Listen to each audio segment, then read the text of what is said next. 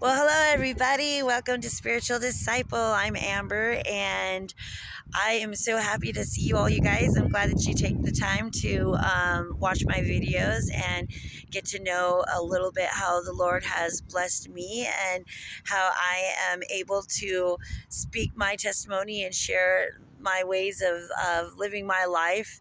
Um, to help others to see how blessed we truly are and how much God really loves us. So today, I am going to talk to you guys about that old saying, "Everything happens for a reason." I was dealing with that issue this week, and I was listening to other people and how they were talking about certain things in their life, and they didn't understand certain things that happened. And it's really easy for us that have gone through it, in our lives, to be able to tell everybody it's going to be okay, don't worry, everything happens for a reason. But when you're walking it and you're living it, it's really hard to have that trust and faith that that's really going to happen. And the way God works is that the longer you're here in this world and see how everything happens for a reason, you'll appreciate all the things that happen to you, even the horrible things. There's a lot of things that have happened to me in my life that I really wish didn't happen. I'm a victim of a lot of things, okay? But as a victim, I've also had the blessing of becoming a survivor. And I couldn't have become a survivor and had a wonderful testimony unless I had first been a victim of something that is not very wonderful, right? I know it sounds awful, but we live in a world that's ruled by Satan.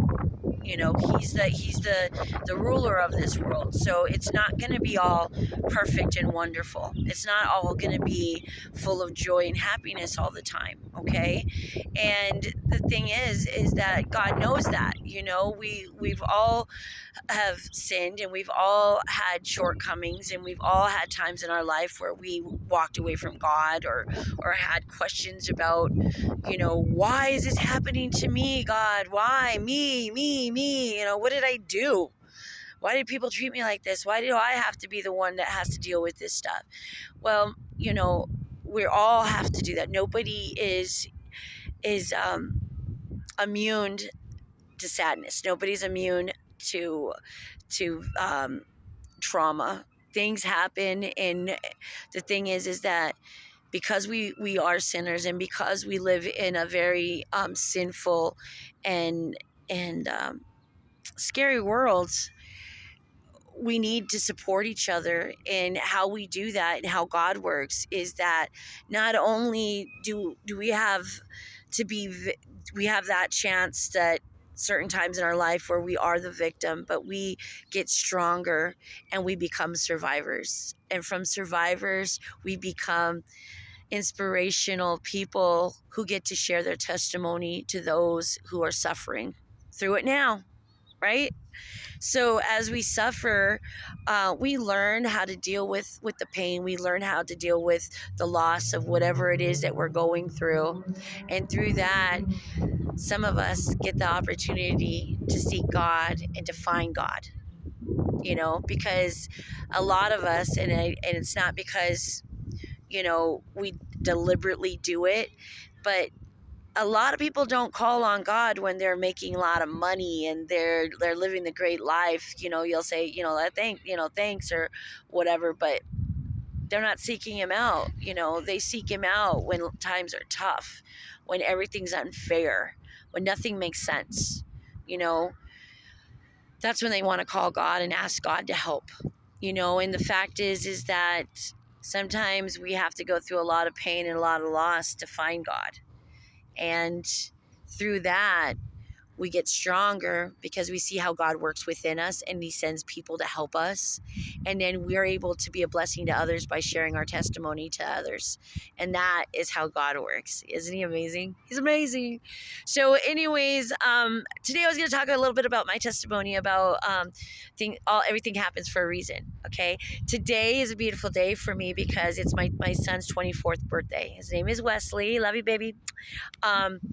This story with Wesley was a perfect example of everything happens for a reason, because it was a very tragic event, but it turned out to be one of my favorite gifts and my most beautiful blessings that God has given me, besides my daughter Brittany. Okay, I love you, Britt.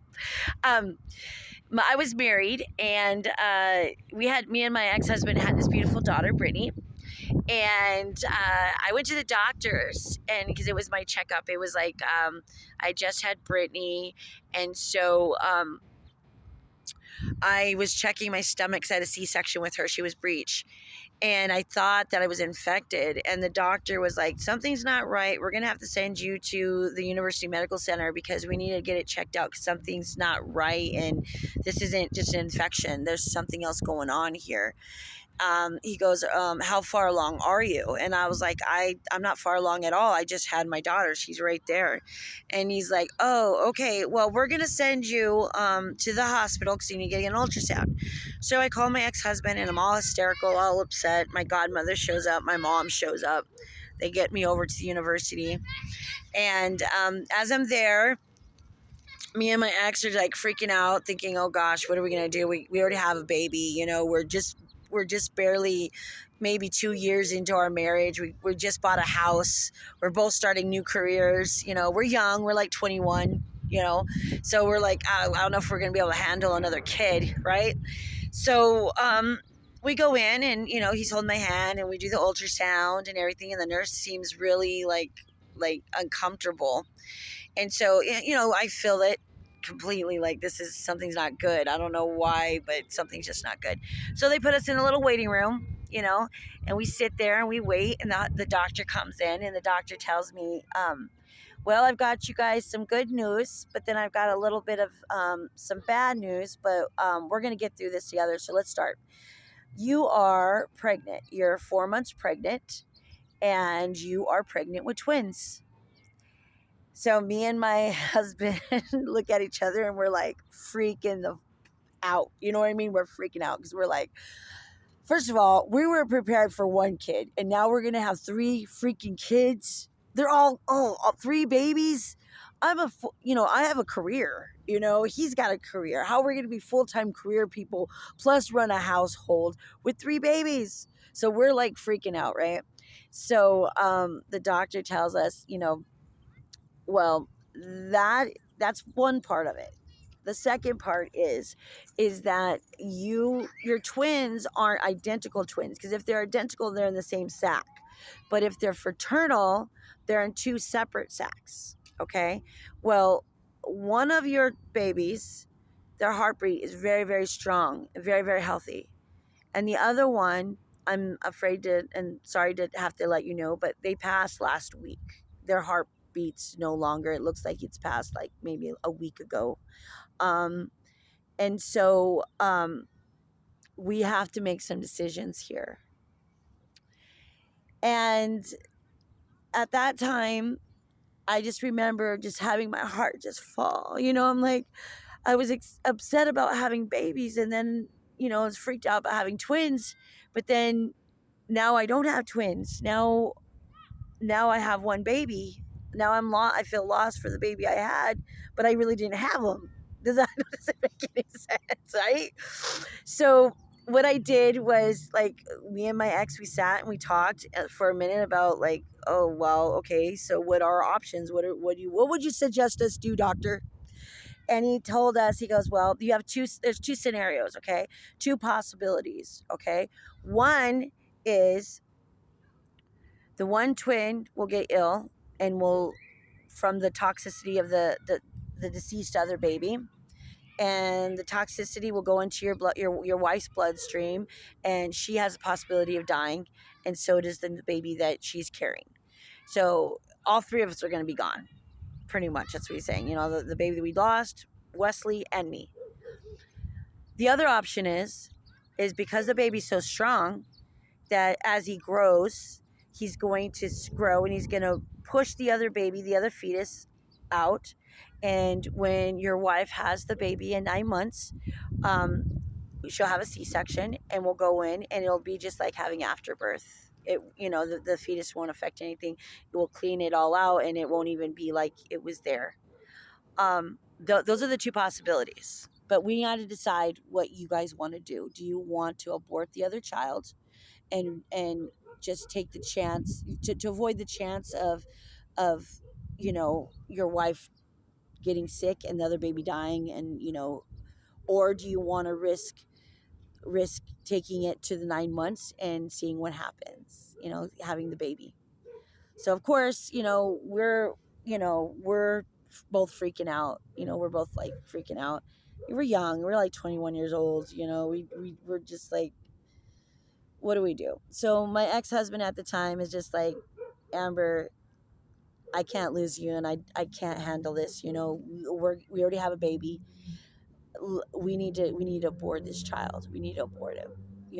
This isn't a good idea. And something in my soul, it wasn't something, it was the Holy Spirit. He told me, everything happens for a reason, Amber.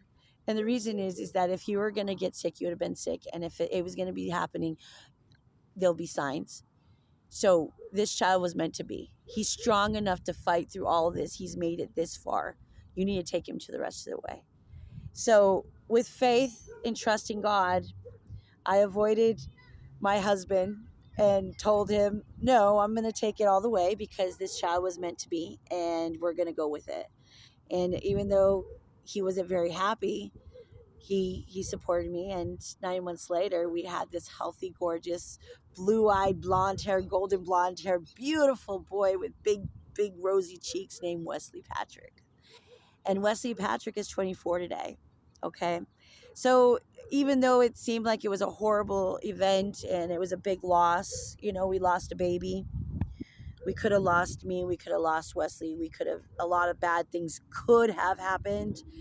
Um, but everything happened for a reason. And the reason is that Wesley was meant to be alive. Wesley was meant to have two beautiful sons of his own. And Wesley is now 24 and he's blessed me with two gorgeous little boys. And I get to be their grandma and be loved by these blessings from God. So even though it started out as a bad thing, it sounded like it was like, oh, this is really tragic and, everything's going to hell and, your whole life's going to be ruined if you do this. I know in my heart that if things were going to start, if I was going to get sick and stuff like that, obviously we would have had to intervene and had to get, had an abortion or something to help me. But it didn't work that way. Wesley was full term, healthy, no issues. It was a great pregnancy. I had no problem. Um, and it all happened for a reason because I was supposed to be a grandma. I was supposed to have this beautiful son, the sunshine of a boy in my life. He was my gift and it was a blessing and it was a lesson that I had to learn to have faith in God, that even during the tough times and even the times when you don't understand, when you're quiet and you listen, God will fill your heart and your mind with understanding of what direction to go. And not during that time ever I felt the pain and the sorrow of the loss of the other baby, but I didn't have that's I wasn't scared of hurting me or Wesley. I didn't have that feeling that keeping Wesley was going to be, detrimental to my life. I didn't have that feeling. I felt the love of God knowing that he was supposed to be. And guess what? He is. He's here today. So even though times are hard, okay, and we don't want to hear that old saying, everything happens for a reason. Eventually you're going to get older, and eventually with you asking God, he will open your mind and your heart and he'll show you how all the things in your life had to happen for a reason in order for you to get to the next level. in order to you to become the person that you are today or that you're going to be tomorrow. Okay?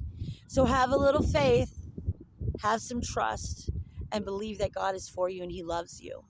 And He never gives us anything that He doesn't think we can't handle. And we're tough, man.